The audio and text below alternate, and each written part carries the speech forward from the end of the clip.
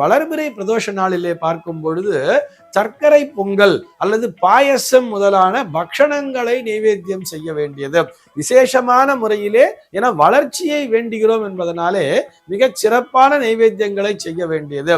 குறிப்பாக சொல்லணும்னா உப்பு போட்ட பண்டங்களை விட ஒரு வெண்பொங்கல் அப்படின்னு பண்றதை விட, ஒரு புளியோதரை பண்றதை விட, ஒரு தயிர் சாதம் பண்றதை விட வளர்பிறை பிரதோஷ நாள்ல பார்த்தோம்னா நைவேத்தியம்ங்கிறது பார்த்தோம்னா அழகா சக்கரை பொங்கல் அல்லது பாயசம் போன்ற இனிப்பு பண்டங்களை வைத்து நைவேத்தியம் செய்து விநியோகம் செய்ய வேண்டியது. ஒரு தேய்பிறை பிரதோஷம் என்று வரும் பொழுது அங்கே பெரிய அளவிலே நீங்கள் நைவேத்தியங்களுக்கு இம்பார்ட்டன்ஸ் கொடுக்க வேண்டியது இல்லைங்கிறா. நம்ம அந்த நாள்லாம் பிரதோஷத்துக்கு போகணும்னு கொடுப்பா தெரியுமா, வெல்லம் கலந்த ஒரு காப்பரிசிங்கிறத கொடுப்பா. அந்த காப்பரிசி நைவேத்தியமே போதுமானது. வெல்லம் கலந்த ஒரு வெல்லத்தோடு அரிசியை கலந்து ஒரு காப்பரிசி அல்லது அவளுடன் வெல்லம் கலந்து, அவளும் வெல்லமும் கலந்து ஒரு சிம்பிளான நைவேத்தியம் கூட போதும். ஏன்னா இவன் ஏற்கனவே கஷ்டத்துல இருக்கான், அவனை போய் இப்படி நைவேத்தியம் பண்ணு அப்படி நைவேத்தியம் பண்ணலாம் சுவாமி நம்ம கிட்ட எதிர்பார்க்கல.